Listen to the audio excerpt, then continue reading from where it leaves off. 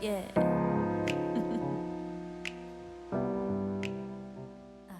Hey. Hi guys, my name's Steph. I'm a former golfer from Northwestern. I'm coming to you from my backyard in Southern California. I'm sitting next to my compost.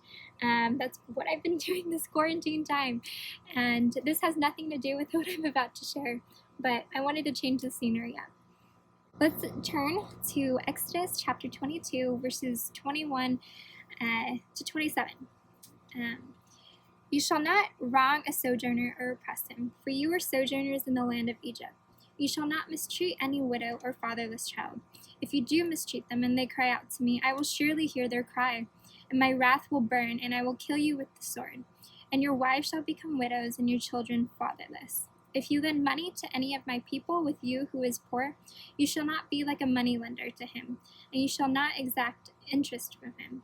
If ever you take your neighbor's cloak and pledge, you shall return it to him before the sun goes down. For that is his only covering, and it is his cloak for his body, and what else shall he sleep? And if he cries to me, I will hear, for I am compassionate. So in this chapter, Moses is on Mount Sinai, and God is giving him these laws in which he would want his people to live by. And you're thinking, okay, laws, like those, it's boring, it's like terrible, you want to rebel. But the thing is, I think what's beautiful behind this law is that you get to see God's heart. And he didn't want people to be taken advantage of. He cared for those who were fatherless, who were widowed. And he was compassionate. And so we learn and we read about this, and we're like, and we get to know the heart of our God and how great that is.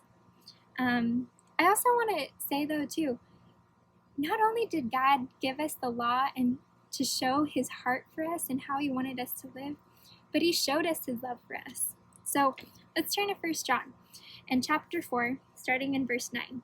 In this, the love of God was made manifest among us, that God sent his only Son into the world so that we might live through him. In this love, not that we have loved God, but that he loved us and sent his Son to be the propitiation for our sins. Beloved, if God so loved us, we also ought to love one another. No one has ever seen God. If we love one another, God abides in us, and his love is perfected in us. And so, I just wanted to show you guys that our God, throughout the whole word, we can see his heart, and we can actually see how he demonstrated his love for us. And I think that should propel us to go and love others, people who are being oppressed, people who are being taken advantage of, and go and be the hands and feet of Jesus.